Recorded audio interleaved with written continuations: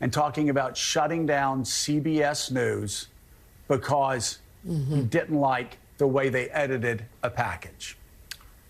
You know, Joe, one of the things we talk sometimes about Trump's age and how some of his various infirmities and the mental acuity that's declined so dramatically. But there's one other aspect of what happens to a lot of people, at least as they get older, which is that, their true nature comes out more. You meet a lot of people in their 80s and they are whatever they are. They get boiled down to their essence in some sense. And you are seeing this here under all the pressure of this campaign and the stakes for Donald Trump, the personal stakes. Someone, I think maybe Lemire this morning, who reminded us, not that we need to remind it, but it's always good to keep in mind that the stakes for Donald Trump of losing this race are likely imprisonment.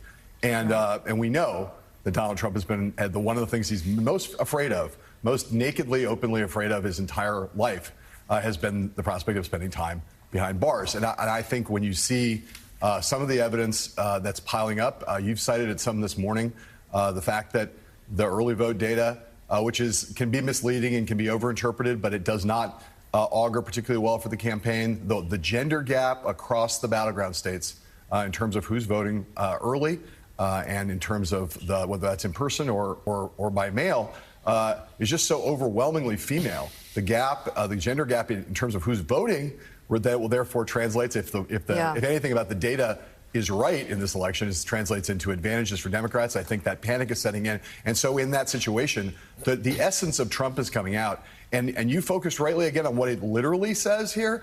In some ways, I want to focus in some sense figuratively on what he is saying yesterday about Liz Cheney. I'm grateful you often quote me saying that everything with Trump is about projection or confession. This is the projection of a violent, dark fantasy. He's imagining and in some sense kind of getting off on the image, the idea of Liz Cheney being put in front of a bunch of weapons and having them shot at her. And I think that is perfectly in keeping with someone who is, where the essence of who he is coming out, the violent essence of what he has always represented is coming out in the moment when the crunch is on here in these final days and he's starting to realize what might lie ahead for him if things go the wrong way on Tuesday. It's in keeping with the fascist playbook. First, you get a hold of people's attention, and Lord knows Donald Trump gets a hold of everybody's attention. He came down the escalator, and everybody was taking a look, and then we started to see people fall into the cult. You shock people. You shock them with the worst behavior, the worst language ever possible until it's normalized. And Jonathan Lemire, it's, to me, wishful thinking, a dream maybe, that someone like Mitch McConnell or the Speaker of the House or John Thune, somebody who has stayed within the lines of what Donald Trump considers good behavior, steps out and looks at the cameras and says no. No.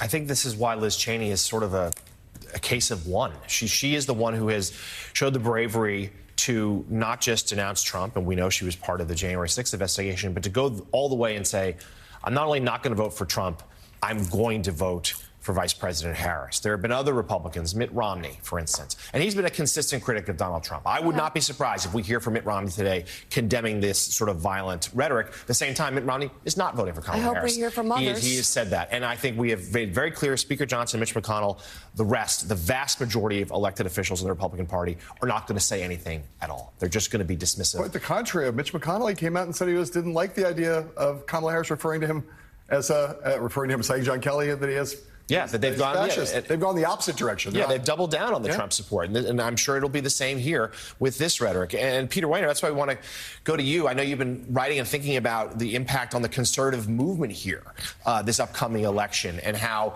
in many ways, Donald Trump more dangerous to American conservatives than Kamala Harris. Yeah, I think that's right. I mean, his instincts are more fascistic than they are conservative. And if you go down policies, and Zanny with The Economist went through a lot of them, he's not conservative. He's populist in his views. But I would say mostly in his sensibilities, his dispositions, his call for civic violence, termination of the Constitution, the lawlessness, the nihilism, that whole package is contrary to conservatism, whether it's the conservatism of Edmund Burke or of James Madison or of Lincoln or of Reagan. And so he is not a conservative figure. He's an enemy of conservatism. He doesn't want to conserve anything. He wants to burn things down. One other thing, Jonathan, I want to add to this is, because John Heilemann is exactly right. I mean, this is the essence of Trump. This has always been the essence of Trump. He's sociopathic. The important story, or at least an incredibly important part of this story, is that this appeals to his base. He is pretty finely attuned to what they want to hear. The fact that he is closing this campaign and pitching his closing argument having to do with killing people, and it's more and more deranged, just illustrates what a cult of personality the Republican Party has become. It is almost impossible to think. If you had said in 2016, you had listed 10 things that Donald Trump is saying now or has done now, and said to people at that time, would you support him under that case? First, they would have accused you of Trump derangement syndrome. They'd say he never would have done those things. And if he would have done it, they would have said, well, of course we would break with him. But what's happened? His bond is stronger than it's ever been. So this is a frightening story of what can happen to a generally good and decent nation when a demagogue gets in control and appeals to the darkest instincts of, in this case, a political party, the Republican Party. Morning Joe Weekend. We'll be right back.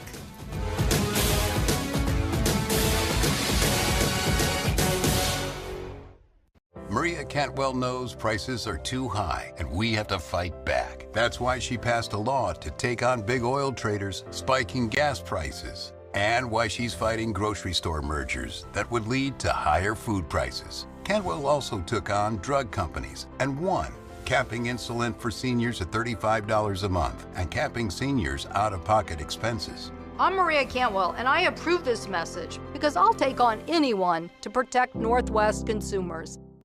I've always loved election nights. Every election night reveals a story about the candidates, about the campaign that we just watched, but it reveals a story about the voters who decided the election, what mattered to them, what didn't matter to them, what they prioritized. The presidential election is America's family photo. We take one every 4 years, and we can look back over time and we can see who and what the country was and where it was just on the presidential election. More than ever, dialogue is everything. More than ever, questions require follow-up questions. More than ever, numbers must be crunched. Dots must be connected. And steady voices must break through the noise. Because more than ever, it's go time.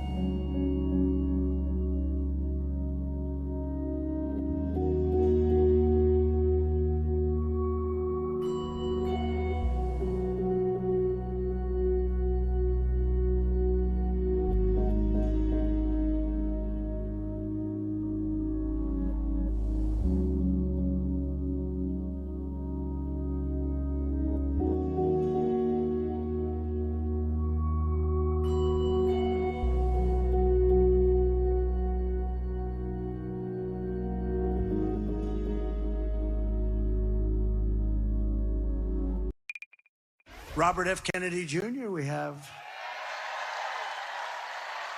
And he's going to work on health and women's health and all of the different reasons, because we're not really a wealthy or a healthy country. He really wants to, with the pesticides and the, all the different things.